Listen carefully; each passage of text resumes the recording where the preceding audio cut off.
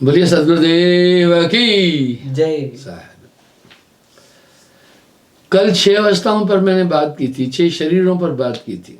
निसंदेह इसमें कोई शंका नहीं है। इसकी पुष्टि तो हमारे संतों की वाणियों से भी मिलती है, रामायण से भी मिल रही है। पैर बिन चल गया, वाह कैसा शरीर है। पैर बिन चल गया शहर बेगमपुरा, हाँ जहां गम नहीं है। हम बेगमपुर के वासी है। आपने देखा होगा एक ट्रेन का नाम है बेगमपुरा, जो वाराणसी से जम्मू तक चलती है। वो बेगमपुरा साहिब के द्वारा ही है, साहिब के ऊपर ही है। अबधु बेगम देश हमारा है। वेद किताब पार नहीं पावत कहन सुनन से नारा है। हाँ कैसी बात कर रहे हैं। अबधु बेगम देश हमारा, वहां कोई दुख नहीं है। वेद किताब कुरान पार न पावे कहन सुनन से न्यार है। आइए हम देखते हैं, अगर उन देशों में जाते हैं, सभी संतों ने पुष्टि की है, तो एक शरीर साथ चलता है, ये शरीर नहीं होता है। इसकी पुष्टि तो धर्मशास्त्रों में भी कहीं कहीं मिल रही है। पैर बिन चल गया शहर बेगमपुरा, वह पैरों के बिना चल के गया। जहां बैन बिन बोलना, वाणी के बिना बोला जाता है। ये सब चीजें तो हम पशुओं से, जीव जंतुओं से, जानवरों से भी देख सकते हैं। आत्मा का जलवा तो हर जगह समाया हुआ है। जिधर देखता हूं उधर तू ही तू है। हर शय में तेरा जलवा दिखता रूबरू है। जहां बैन बिन बोलना, नैन बिन पेखना, स्थूल आंखें नहीं है। आपका खेल कहो कौन जाने। मैंने रामायण का ये चौपाई कई बार बोल दिया।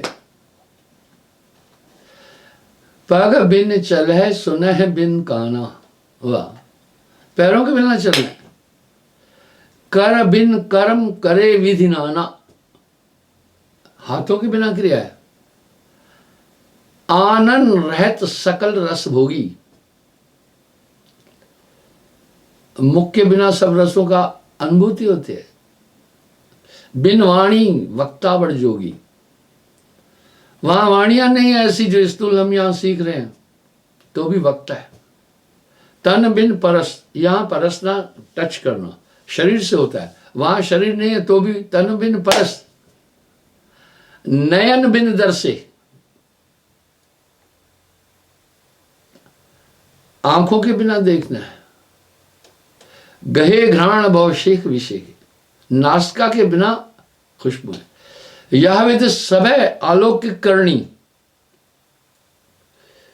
ये सब यहां करें गोस्वामी जी। महिमा जाए कमन कवन विधवर्णी, अवधु बेगम देश हमारा है। देखते हैं हम कैसे संसार में हैं। देह धरे का दंड है, देह धरे का दंड है, भुगतत है सब कोई, भुगतत है सब कोई। वाह ज्ञानी भुगतत ज्ञान से, मूर्ख भुगतत रोए।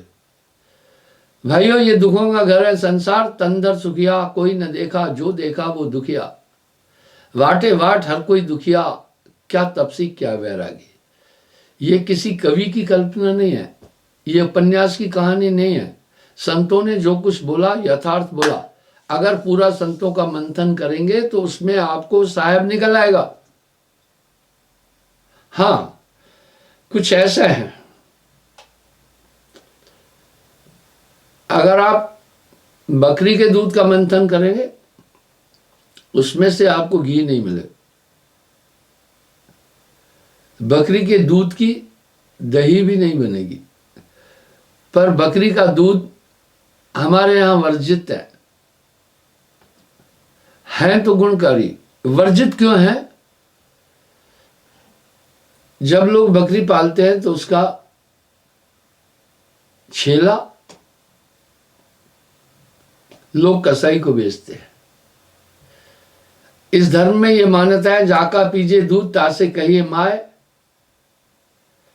तो निसंदेह बकरी का दूध जो बकरी रखेगा वो उस बकरी के नर बच्चे को बेच देता है, वो कसाई फिर काटते हैं, इसलिए वर्जित है वह। तो यहां साहब क्या कह रहे हैं कि भाई पैर बिन चल गया शहर बेगमपुरा, जहां बैन बिन बोलना नैन बूझ बिन बूझ है, आपका खेल को कौन जाने। इसका मतलब है कुछ ऐसा शरीर प्राप्त होता है जिसके माध्यम से हम उन लोकांतरों का भ्रमण करते हैं। अब साहब वहां का वर्णन कर रहे, तहमा रोग सोग ना हुई, वंडरफुल है। वैज्ञानिक तथ्यों से हम देखते हैं वहां तत्व नहीं होने के कारण से बीमारियां नहीं है। बीमारी क्यों है? तत्वों के कारण है। कभी शरीर में पानी कम हो जाता है, कभी हीट स्ट्रोक हो जाता है, कभी गैस बन जाती है, कभी जल की कमी हो जाती है। बस इन्हीं कारणों से तो रोग है ना। वहां ये तत्व ही नहीं है। अजर अमर, जहमा से हंसा आया, अमर है वो लोग। अब वहां का साहब रास्ता भी तो बोल रहे हैं ना, चंद्र न सूर्य दिवस न रजनी, वर्ण भेद नहीं जाता जाती। वहां वर्ण भेद नहीं है, स्त्री भी नहीं है, पुरुष भी नहीं है, चांद भी नहीं है, सूरज भी नहीं है। तहवा जरा मरण ना हुई, जरा जन्म और मृत्यु नहीं है। बहु आनंद करे सब कोई, परमानंद होत तह ठाई, ठाव कहते हैं जगह को। काया सुंदरता है प्रमाणा, उदत भय जस खोडश पाना। हाँ, खोडश 16 को कहते हैं। खट दश, इसको अगर खोडश को संधि विच्छेद करते हैं तो 6 और 10 16। संस्कृत में गिनती एकम द्वितीय तृतीय चतुर्थ पंचम षष्ठम सप्तम अष्टम नवम दशम एकादश, यानी 10 और 1 द्वादश त्रयोदश चतुर्दश पंचम दश, ऐसे गिनती चलती है। तो कहते हैं खोडश 16 को कहते हैं। एक आत्मा का वहां प्रकाश 16 सूर्य का है। आप सोचे किसी भी चीज पर जहां हाईलाइट कंसंट्रेट करेंगे तो वो पूरा शरीर भी चेतन होता है। अद्भुत ज्योत पुरुष को रूपा, इतनो एक हंस उजियारा, शोभित चुकुरता जन तन्नारा। अब यहां साहब बड़े सुंदर अलंकार से एक बात कह रहे, बिमल बास तहवा बिकसाई, वह अजीब खुशबू है। हम खुशबू और बदबू को जानते हैं। वहां पेड़ भी नहीं है, बिन बादल जहां बिजली चमके, बिन सूरज उजियारा है। वह बादल नहीं है पर बिजली चमकती है, सूरज नहीं है तो भी प्रकाश है। परम प्रकाश रूप दिन राती, नहीं ता चाहिए दिया घृत भाती। गोस्वामी जी भी कहते।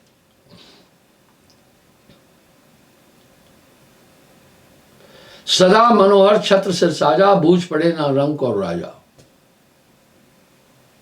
यक रूप सभी है न खुदाबंद न बंदा, यक रूप सभी है न खुदाबंद न बंदा, उस मंजिले नजदीक नहीं काल का फंदा। अच्छा, बीच में एक आवश्यक सूचना देता हूं। 12 तारीख को नामदान की क्रिया होगी रांजरी में। बहुत लोग दूर दूर से आते हैं, नामदान लेना चाहते हैं। काफी टाइम से नामदान नहीं हो पाया है। मैं प्रति माह करीब 5000 लोगों को दीक्षा देता था। पिछले ये 1.5 साल से सिर्फ मैं 3-4 बार दीक्षा दिया हूं।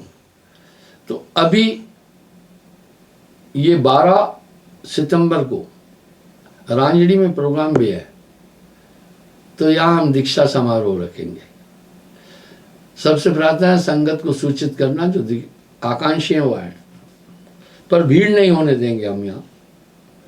लोगों से मैं कहता हूँ थोड़ा अभी भी कोविड-19 का प्रकोप चल रहा है, अगर आप आते वेलकम, 2 दिन के लिए आओ, 1 दिन के लिए आओ। अब एक आदमी आया 20 तारीख को और 17 अगले महीने की 20 जुलाई को आया, 17 का उसने टिकट करा, 1 महीना रुकना है। जब भाई थोड़ी बंदिश से पहले तो मैं कभी रोकता ही नहीं था, मना ही नहीं करता था। अभी जब कुछ ऐसी इंस्ट्रक्शन और नोटिफिकेशन आए तभी हमने ये शक्ति बढ़ती है, वरना कभी नहीं बढ़ती है। तो 12 तारीख को मैं आपको ये सूचना 11 दिन पहले दे रहा हूँ। मैंने कहा था जब दीक्षा समारोह प्रारंभ होगा मैं आपको सूचना दूंगा। नहीं था काल वचन की खानी, वहां काम भी नहीं है, क्रोध नहीं है, लोभ नहीं है, मोह नहीं। क्यों नहीं है? ये तो 5 तत्वों की वृत्ति है, 25 वृत्तियां। वहां जल अग्नि पृथ्वी वायु आकाश नहीं। जरूर वहां किसी न किसी साधन से जाया जाता है। यहां पर तो साहब कह रहे हैं मैं कुंजी बताए दूं ताला खुलन की। अक्सर मैं एक बात बोलता हूं कि नाम के बाद आपके साथ एक ताकत हमेशा काम करेगी। एक भी बात झूठी और क्रॉस की मैं नहीं करता हूं। गुरु समरथ जय सरखड़ी, कमी कहत है दास, रिद्धि सिद्धि सेवा करे मुक्ति न छोड़े साथ। अगर आप पक्के हैं तो फिर बात अलग है। यहां साहब पक्का होने के लिए बोल रहे हैं, खेलना हो तो खेलिए, पक्का होके खेल। कच्ची सरसों पेर के खली भया ना तेल। कच्ची सरसों अगर घानी में डालेंगे तो तेल भी नहीं बनेगा, पानी बन जाएगा, खल भी नहीं बनेगी। यहां पर साहब पहले तकाजा और तनाजा कर रहे हैं।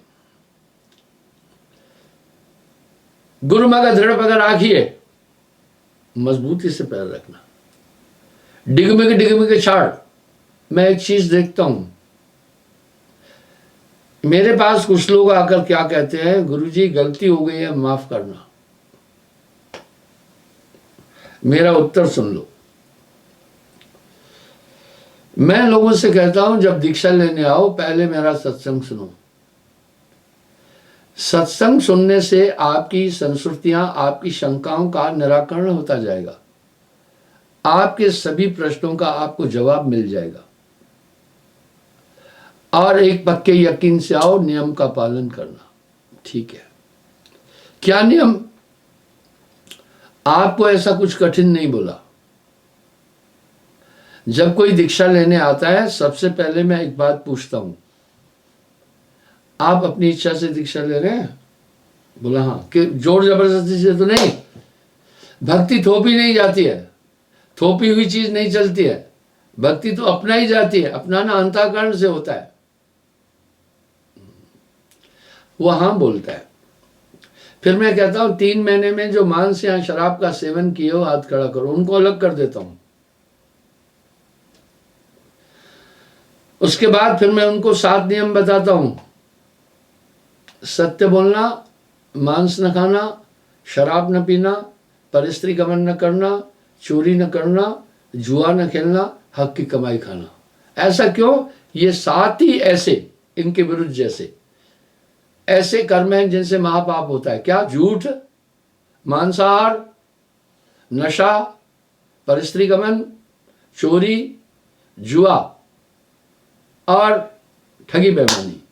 और 8वां कोई काम ही नहीं है जिससे कोई बेईमानी पाप कर्म हो। इसलिए ये रोका। आपके पिछले कर्म नाम दान के टाइम वो नाम की ताकत से कट जाते हैं। पर अब चेतना ये नहीं है भाई पिछले कर्म आपके काट दिए नाम ने, अब फिर पाप करते जाओ। तो क्या पाप करने का यहां पर लाइसेंस दिया गया क्या? नहीं। उसके बाद फिर संभलना, उसके बाद संभलना। फिर यहां साहब तकाजा और तनाजा कर रहे हैं। शीश उतारे भूई धरे, तापर राखे पांव, कहे कबीर धर्मदास से ऐसा हो तो आओ। शादी के बाद अगर 50 साल तक भी आपकी स्त्री पतिव्रतता का पालन करती है एक दिन गलत करती है, खत्म हो गया सब कुछ। यहां साहब कह रहे हैं गजदंत, हाथी का दांत अगर गिर गया फिर नहीं आएगा जो बार बार है, और धनुष से बाण जो निकल गया फिर वो तुम्हारे काबू में नहीं है। अगर साधु विषय किया तो बात खत्म है। इस तरह पतिव्रता अगर एक बार भी कुपथगामी हुई, पतिव्रता तो खत्म हो जाता है। यहां साहब कह रहे सिंह का शावक उल्लंघना तो भी घास न खाए। वाह, शेर का एक नियम, उसके कुल की रीति है, चाहे भूखा होगा घास नहीं खाने जाएगा और मरा नहीं खाएगा।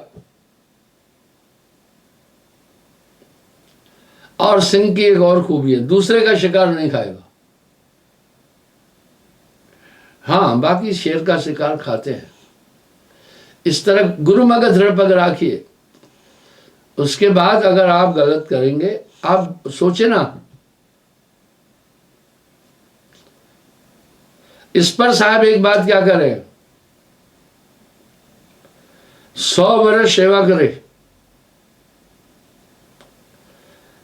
100 वर्ष तक सदगुरु की भक्ति में रहे, एक दिन सेवे आन यानी दूसरा। 100 अपराधी आत्मा पाए नरक निदान। भाई खेलना हो तो खेलिए, पक्का हो गया खेल, कच्ची सरसों पेर के खली बयाना तेल। इसलिए आपका अंतःकरण शुद्ध कर दिया। मैं मैली प्यो अति उजला कैसे मिलना होई। फिर मैं कहता हूं एक परम पुरुष की भक्ति करना। मुझे किसी की जात, किसी की बरादरी, किसी के रिलीजन से कोई मतलब नहीं है। मानो मेरी जात है, सत्य है मेरा धर्म। मुझसे मोर देन मिलियन लोगों ने दीक्षा ली है, किसी का धर्मांतरण नहीं करा है, एक का भी नहीं। ये बखेड़ा नहीं करता हूं मैं, बस नियम का पालन करो, हमारी बात ही खत्म है। जो मैं आपको बता रहा हूं वो आपके हित के लिए, आपके कल्याण के लिए। अब यहां साहब एक शब्द कह रहे, आप घबराओ नहीं, उस पर पालन करने की एक ताकत मिल जाएगी आपको, वो मिलेगी। मैं इसके उदाहरण दूंगा। जैसे आपकी गाड़ी में नेविगेटर लगा है, आपने अपना मुकाम सेट कर दिया कि भाई दिल्ली जाना है। नेविगेटर आपको पूरा बताता चलेगा। आजकल तो यहां भी बताएंगे एक्सीडेंट हुआ, क्या हुआ, कितनी भीड़ है, कैसा क्या है, और रास्ता कैसा है, कितना टाइम लगेगा। आप जैसे उस रास्ते को छोड़ेंगे वो अलर्ट देता है, वो अलार्म देता है, आपको वार्न करता है, स्टॉप, यू टर्न और लाइट टर्न आपको बोलता है। उसके बाद अगर आप जा रहे हैं तो फिर आप भटकेंगे ही भटकेंगे, आप फिर भटकेंगे। इस तरह नाम के बाद एक शक्ति आपके साथ रहेगी, उसके बाद आपको गलत करने का कहीं गुंजाइश ही नहीं है। अरे कुछ लोग तो ऐसे भी हैं दुनिया के अंदर जो कोई दीक्षा नहीं प्राप्त की है, वो चरित्रवान है, वो सत्य पर चल रहे हैं, शाकाहारी है, बाकी चीजें, आपको कोई कठिन तो काम बोला नहीं। अब वो ताकत आपके साथ रहेगी। देखो पलटू साहब क्या बोल रहे हैं। पलटू सोए मगन में साहब चौकीदार, हाँ कह रहे हैं मेरा चौकीदार साहब है, मैं मस्त सो रहा हूं। साहब चौकीदार मगन होए सोवन लागे, दोनों पांव पसार देख के दुश्मन भागे। वो कैसा होगा? एक बार कुछ दबंग और बदमाशों ने एक प्लान किया मुझ पर हमला करने के लिए, आश्रम पर हमला करने के लिए। उन्होंने मुझे कुछ कहा कि भाई आप, ये 20-25 साल पुरानी बात बोल रहा हूं, आप साल में 2 लाख रुपए देंगे और हर महीने 10,000 रुपया देंगे, तब हम आश्रम चलने देंगे, नहीं तो नहीं चलने देंगे। आगंतुक लोगों को यहाँ से हम डिस्टर्ब करेंगे, आपकी गाड़ी नहीं चलने देंगे। मैंने उनको कहा भाई आप यहाँ आओ, जो कुछ चढ़ावा गरीब लोग देते हैं, हमारा पूरा खर्चा बचने के बाद, निकालने के बाद जो बचे वो ले जाना।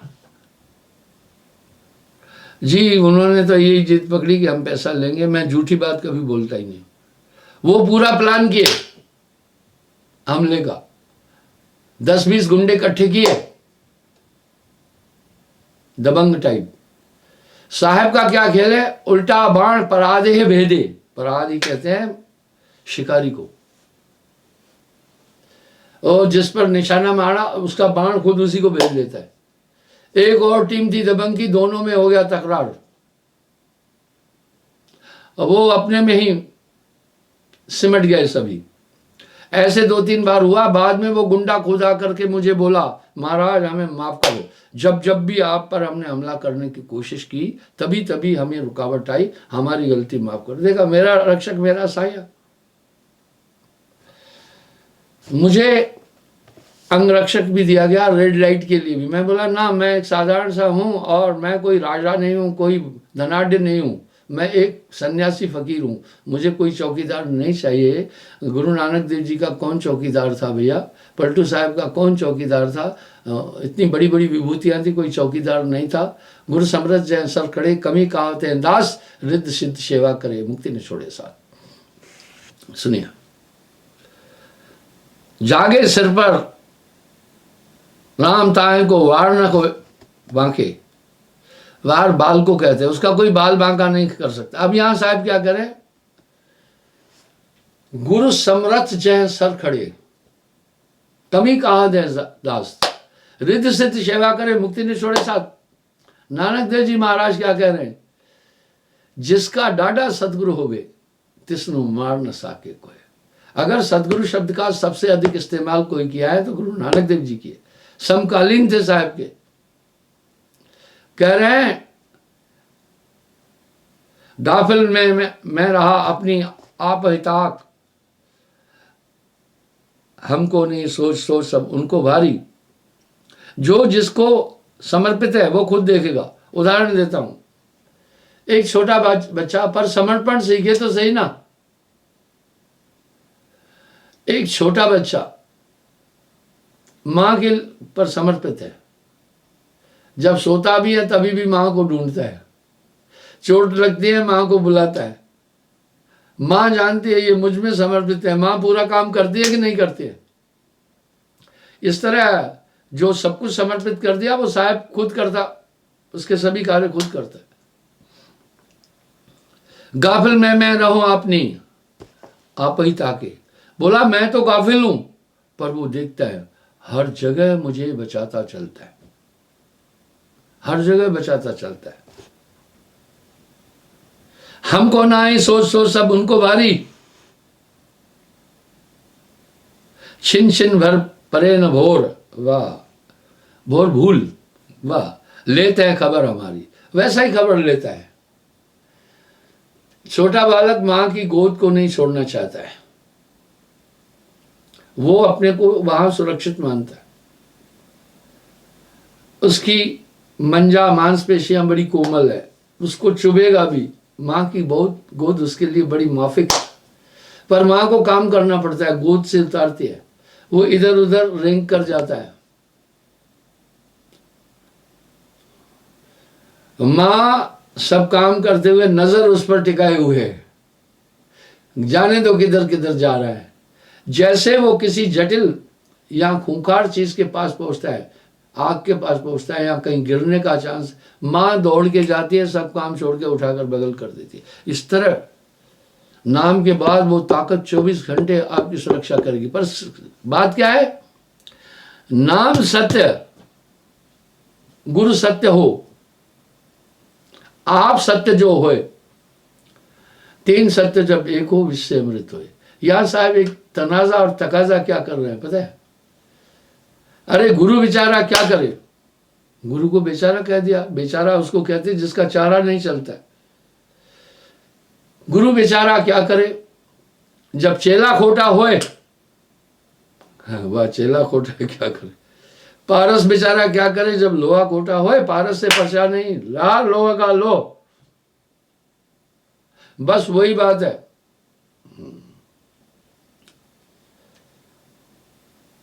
अगर आपने श्रद्धा से और विश्वास से नाम नहीं लिया तो समझना मैंने नहीं दिया है।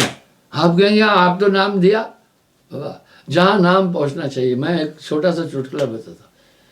एक था रेलू, पुराने जमाने में वो करता था फेरी। फेरी किसकी, पुराने जमाने में लोग फेरी किस पर करते थे, बैल पर सामान रखते थे, घोड़े पर रखते थे, गधे पर रखते थे, ये कहीं भी चल पड़ते हैं। और आजकल तो रास्ते हैं, आजकल तो लोग सब्जी भी टाटा मोबाइल में बेच रहे हैं, वो जमाना अलग था। तो गधे पर वो सामान बेचता था और अपने घर आता था। 5-6 गांव में, उस जमाने में राहजनी बहुत होती थी, लूटमार बहुत होती थी, पुलिस थी नहीं, अपराध ज्यादा था। कुछ भी कहें, पुलिस के माध्यम से अपराध कम तो हुआ, अपराध तो हो रहे हैं, संभव है कुछ उनमें से भी लोग अपराध कर रहे हो, पर फिर भी संरक्षण तो उन्हीं का होता ही है। इस तरह जहां रात पड़ जाती थी तब मुसाफिर कहीं भी जाकर रुकता था, ऐसी सामाजिक व्यवस्था थी। मेहमान जो रुकने आए उसको कोई वापस नहीं करता था। वजह यह थी कि सब जानते थे रात में राहजनी होती है, लुटेरे होते हैं, लूटते हैं, इसलिए एक सामाजिक व्यवस्था बनी हुई थी कि कोई राहगीर अगर रुकना चाहे उसको रुकने देना। इसलिए जगह जगह पर धर्मशालाएं, सराएं बनी हुई थी। तो एक बार उसका गधा भी हो गया मुंह जोड़, तो गधा भाग गया। अब उसको ढूंढते ढूंढते, पकड़ते पकड़ते रेलू को रात हो गई, अंधेरा हो गया। अब रेलू ने सोचा किसी घर में रात बसर करता हूं। एक बूढ़ी और बूढ़े के घर में पहुंच गया। सोचा ये इसके घर में झंझट नहीं है, गरीब थे। बोला भाई आज मैं आपका पहुना, आपका मेहमान हूं, मेरा घोड़ा आज विचलित हो गया था, गधा, मैं रात रुकूंगा। बोला ठीक है, मना नहीं कर सकते थे उस समय, ये सामाजिक व्यवस्था थी। अब वो बहुत गरीब थे, बूढ़े बूढ़ी ने आपस में राय मिलाई कि भाई, बुढ़िया ने कहा बूढ़े को रेलू से पूछो। बोला उनके पास एक बूढ़ी सी गाय थी, 1.5 पाव दूध देती थी। उन्होंने कहा, और थोड़ी सब्जी उन्होंने दिन की बची हुई रखी हुई थी। बोला, बूढ़ी ने बोला रेलू से पूछ के आओ, सब्जी से रोटी खाएगा या दूध से? अगर रेलू सब्जी से खाएगा, अपन दोनों दूध से खा लेंगे। अगर रेलू दूध से खाएगा, अपन दोनों थोड़ी थोड़ी सब्जी खाएंगे। बच्चा और बूढ़ा भूख नहीं रोक पाता है। बूढ़ा जब आया, रेलू से कहा, भाई रेलू, आप रोटी सब्जी से खाएंगे या दूध से खाएंगे? रेलू भी अजीब था, उसने बोला मैं सब्जी से रोटी खाकर ऊपर से दूध पीऊंगा। वाह भाई, बूढ़ा बूढ़ी सोचे ये तो भूखा मारेगा, अब करें क्या? आपस में दोनों ने राय मिलाई कि अपन झूठा मूठा झगड़ा करते हैं, अपन झूठा मूठा झगड़ा करते हैं, रेलू खुद चला जाएगा। अजी दोनों में एक द्वंद मच गई। बूढ़ा गाली दे, बूढ़ी गाली दे, ये वो भांडे फेंके, डब्बे डुबड़े फेंके। ये सिलसिला आधा 1 घंटा चला। रेलू ने सोचा यहाँ तो अभी महाभारत शुरू हो गई है, चलो कहीं और देखते हैं। तो रेलू ने क्या किया, अपना सामान गधे पर फिर रखा, जाने लगा। जब बाहर निकला तो बूढ़े ने बुढ़िया को कहा, मैं सच्चे दिल से गाली गलौज नहीं किया हूं तुम्हें। ऐसे ही था।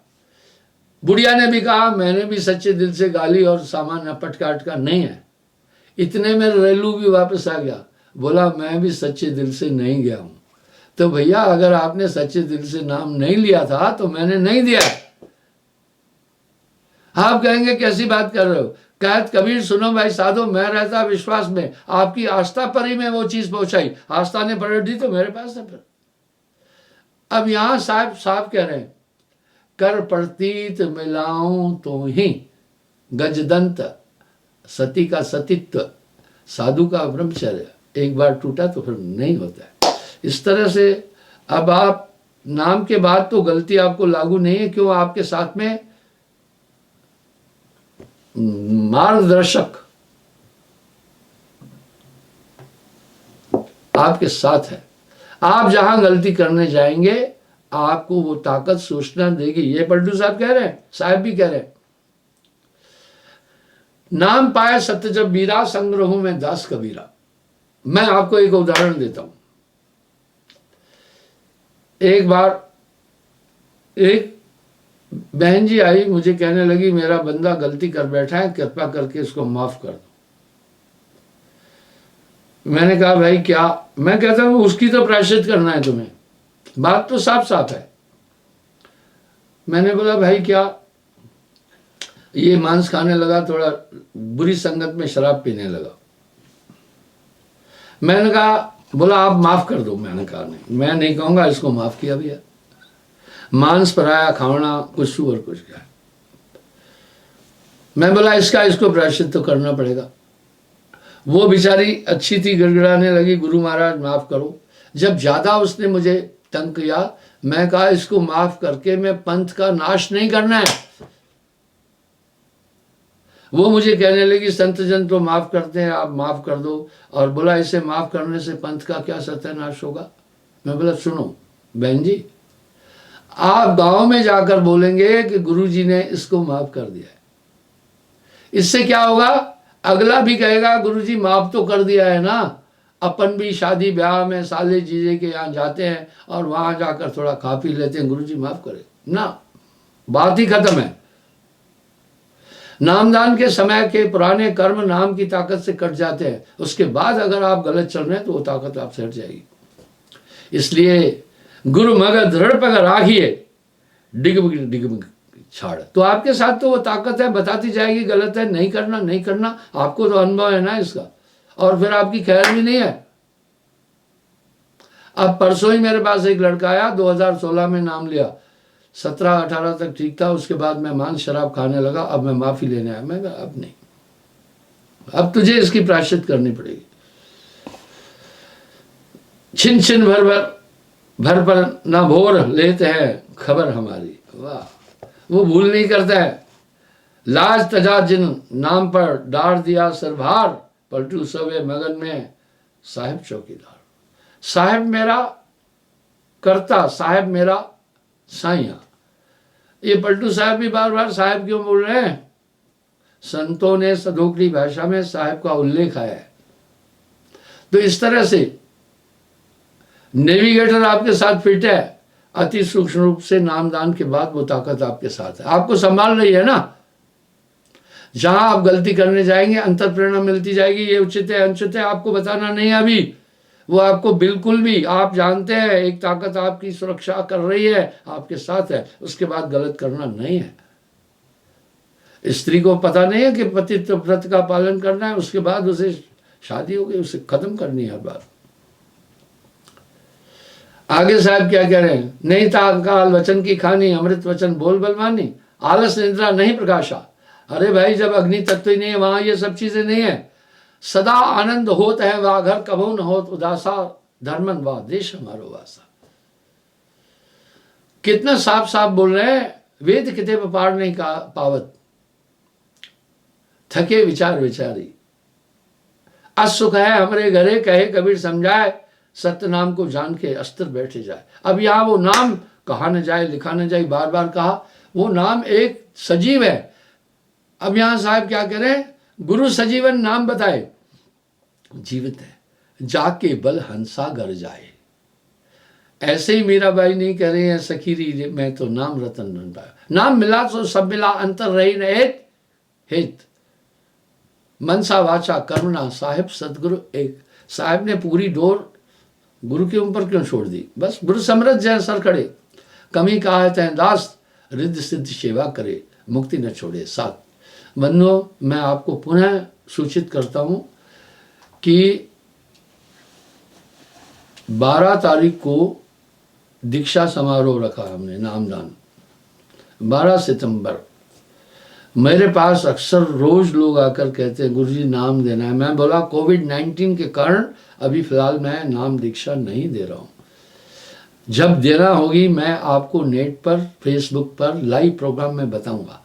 तो मैं संगत को सूचित करता हूं कि 12 दिन बाकी है, आप तैयारी कर सकते हैं। और 12 सितंबर को रांजली में प्रोग्राम भी है, तो उस समय मैं दीक्षा दूंगा। साहेब।